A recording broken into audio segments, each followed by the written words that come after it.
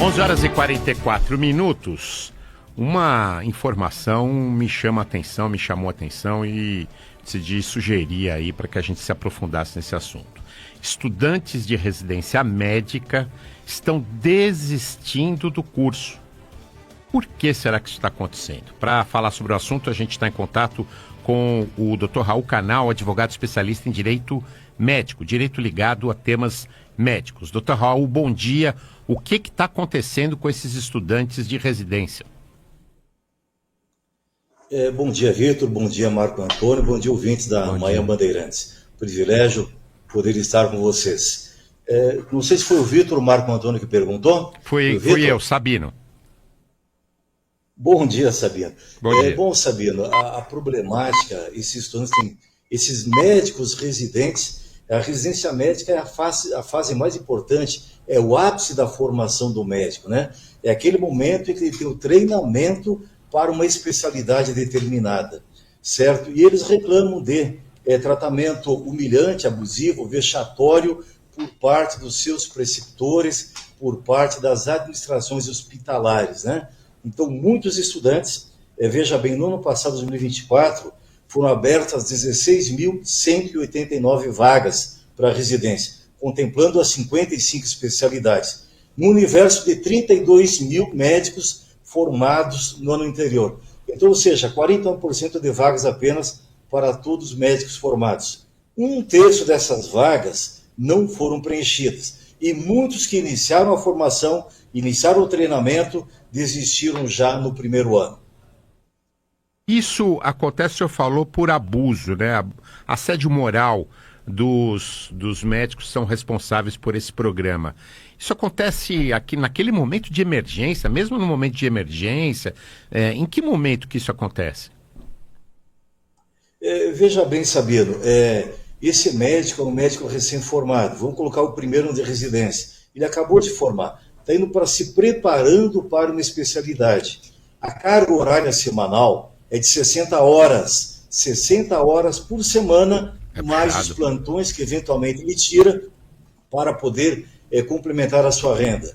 A bolsa de estudos, que é o salário que ele recebe, entre aspas, o salário, é R$ 4.106. Se você dividir, daí a média de R$ 17 por hora trabalhada, certo? Então já é uma carga horária estressante. Ele está no estresse de estar fazendo procedimentos pela primeira vez e lidando com vidas humanas. E ainda por cima, naquele momento, ele é chamado de burro, de incompetente, não serve para a medicina, você é fraco, pede para sair e por aí vai. Então, 27% dos médicos residentes, numa pesquisa recente, declararam sofrer de depressão. E mais de 60% de estresse, de desejo de abandonar o treinamento, abandonar a residência por conta desse tratamento altamente estressante. É um tratamento altamente estressante, mas também, muitas vezes, com condições inadequadas. Nós já tivemos, inclusive, no Brasil, casos de desligamentos em massa, ou seja, todos de uma turma dizendo, estamos deixando o programa de residência porque não tem mais a menor condição. O que precisa acontecer para que essas condições sejam revistas e depois mudadas?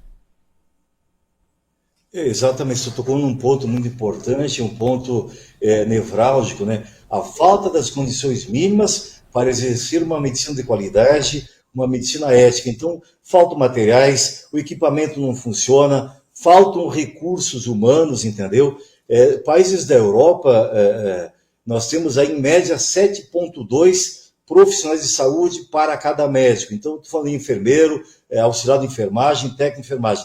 7,2 para cada médico. No Brasil, esse número é 2,2 para cada médico, certo? E isso é a média geral. Se você for para as cidades menores, para os rincões mais longínquos, esse número ainda é menor. Além de faltar equipamento não funciona, faltam insumos, ou seja, falta tudo. Além do ambiente estressante, além da pressão que ele sofre, tratamento humilhante, tratamento vexatório, às vezes agressivo até. E você tem do outro lado o paciente que exige um tratamento digno e ele não tem as condições mínimas para propiciar esse atendimento digno. E muitas vezes na madrugada, esse residente fica sozinho num plantão, atendendo esfaqueado, atendendo politraumatizado, atendendo uma parturiente já em trabalho de parto, ele sem equipamento, sem medicamentos mínimos, sem condições mínimas e sozinho num plantão, fazendo atendimento de madrugada, sendo pressionado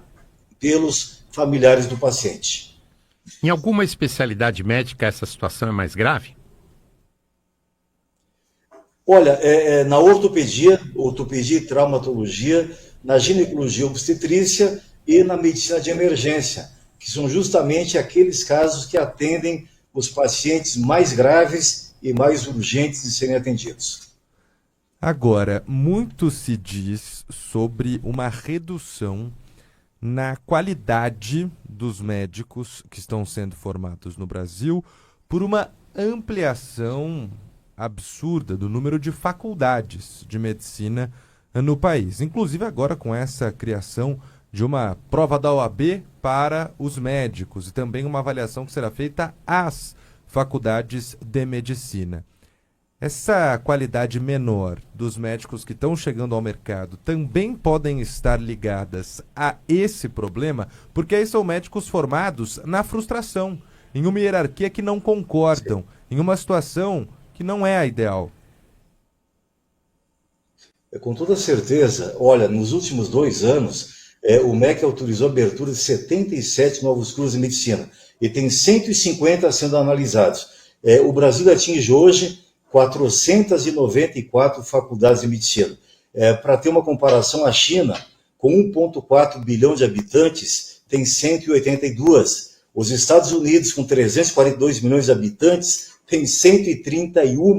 O Reino Unido, com 69 milhões de habitantes, tem 32 faculdades de medicina. Então, nós estaremos formando agora 50.974 médicos por ano. A maioria dessas faculdades novas não tem hospital-escola, e eu disse num vídeo recente, sem docência e sem decência também. Ou seja, são caça-níqueis, né? A menor preocupação é com a formação do médico.